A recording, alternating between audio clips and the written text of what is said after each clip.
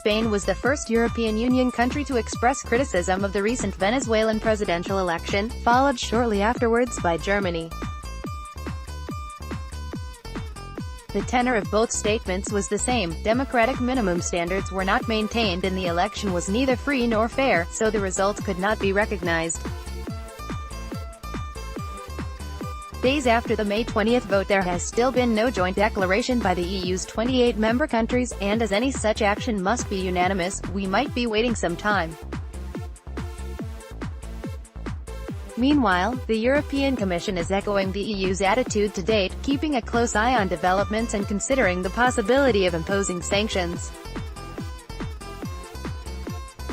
The political framework must be defined. The EU is still working in accordance with its delegation in Venezuela, said Ramon Jauregui, president of the Euro-Latin Parliamentary Assembly, Eurolat. Until now, the 28 EU countries have still not taken any decision about their political relations with Venezuela, and our political and diplomatic delegation will continue its work until further notice. It represents the EU in political matters and looks after EU citizens in Venezuela. Jauregui has called for Venezuela's government and opposition to reach a compromise over new elections. At the same time, we call on the opposition and the government to come to an agreement on the conditions and time for properly held elections, he added. Not everyone in the EU is satisfied with this compromise approach. For some time now, Czech liberal Meptida Charanzová has been calling Venezuelan President Nicolas Maduro a dictator and urging tighter sanctions than the ones imposed in January.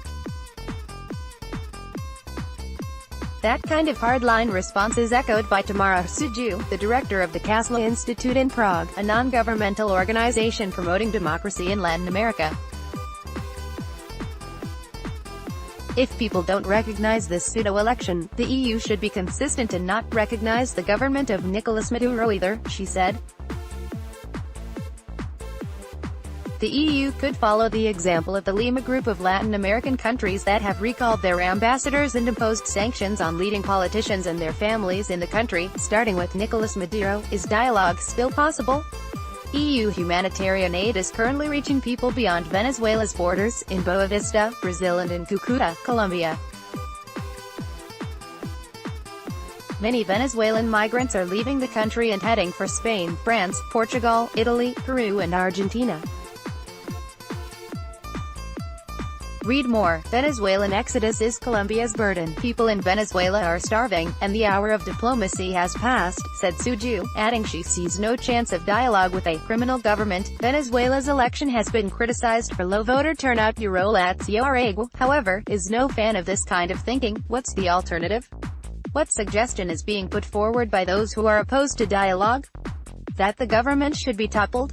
How? Should it be brought about by a violent conflict in the country? That would be disastrous for everyone. He also expressed understanding for the heavily criticized observer mission under former Spanish President José Luis Rodríguez Zapatero, which designated the elections transparent and open. Perhaps the counting of the 8 million votes really was correct, Jauregui said. No one can prove that 46% of the Venezuelan people did not vote freely. Zapatero probably based his evaluation on that. But it's the international community's view that the basic prerequisites for these elections were not democratic. In his opinion, there is no way out of the crisis other than through diplomacy. The path taken has to be democratic and peaceful, said Jauregui, and the use of any form of violence absolutely must be prevented. As the head of the Eurolat parliamentary group, he presides over 75 EU delegates from 28 countries.